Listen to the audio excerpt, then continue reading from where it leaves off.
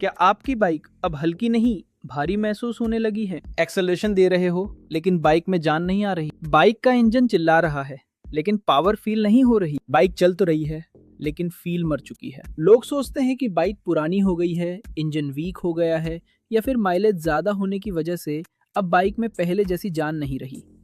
लेकिन सच क्या है?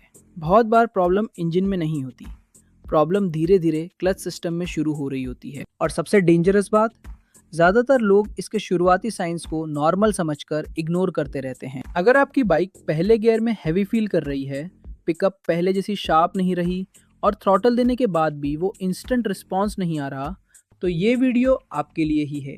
क्योंकि आज मैं आपको वो साइंस बताऊंगा जो बताते हैं कि आपकी क्लच प्लेट धीरे धीरे खत्म हो रही है, और अगर समय रहते ध्यान नहीं दिया तो बाद में पूरा खर्चा बढ़ सकता है। सबसे पहला साइन, बाइक का पूरा फील बदल जाता है। पहले बाइक हल्की लगती थी, थोड़ा एक्सेलेरेटर देते ही स्मूथली निकल जाती थी, लेकिन अब बाइक को जैसे खींचना पड़ रहा है।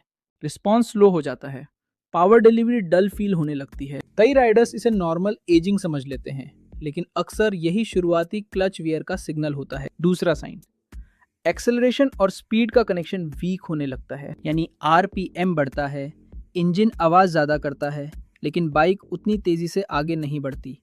यहीं से क्लच स्लिपिंग की शुरुआत हो सकती है। तीसरा साइन, ट्रैफिक में बाइक ज्यादा हीट फील कराने लगती है। क्यों? क्योंकि हाफ क्लच राइडिंग, बार बार क्लच लीवर दबाकर चलाना और अननेसेसरी क्लच कंट्रोल धीरे धीरे फ्रिक्शन मटेरियल को खत्म करता रहता है। और सबसे ज्यादा क्लच प्लेट कौन खराब करता है? कंपनी नहीं, राइडर की daily riding habits. Half clutch lever को लगातार दबाए रखना। ट्रैफिक में बाइक स्लो हो चुकी है, लेकिन आप गियर कम करने के बजाय उसी गियर में एक्सीलरेटर देकर बाइक को खींच रहे हो। यहीं से क्लच पर एक्स्ट्रा लोड शुरू होता है।